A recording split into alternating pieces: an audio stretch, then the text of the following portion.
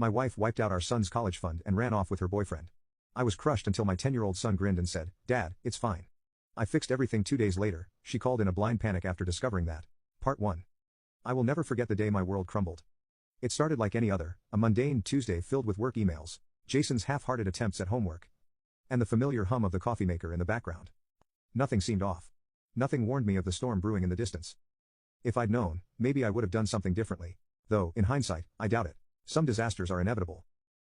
I was sitting in the living room, scrolling through bills on my laptop when the notification popped up. Your balance has fallen below the minimum threshold. That was odd. The college fund had more than enough in it, 6 years of careful saving for Jason's future. Laura and I had both agreed it was untouchable.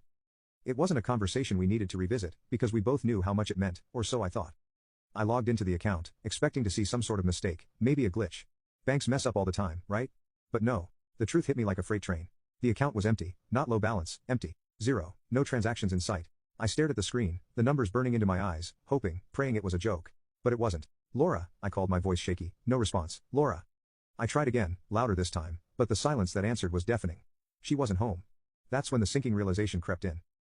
Laura had been acting strange for weeks, distant, a little too dressed up for her errands, brushing off questions about where she was going with vague excuses. I chalked it up to stress, life, whatever. Never once had I thought. I grabbed my phone and dialed her number. Straight to voicemail. I tried again. Same result. My heart was pounding now, every beat thumping in my chest like a drum. Jason wandered into the room, munching on an apple, oblivious to the chaos unraveling before him. "Where's Mom?" I asked, trying to sound calm for his sake. He shrugged, taking another bite. "She said she had to go somewhere." Somewhere. That word felt like a dagger twisting in my gut. My hands were shaking as I opened our joint credit card account. Maybe I didn't want to see what I already suspected, but I couldn't stop myself, and there it was.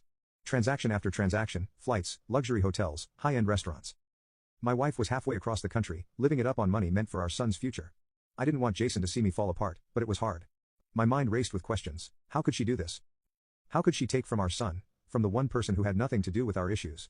Sure, we'd been arguing lately, sure, things hadn't been perfect, but this was unforgivable. Jason must have noticed the look on my face because he came over and put a hand on my shoulder. "Dad, it's fine," he said with a smile that was too calm, too knowing. "I fixed everything." At the time, I thought he was just trying to make me feel better.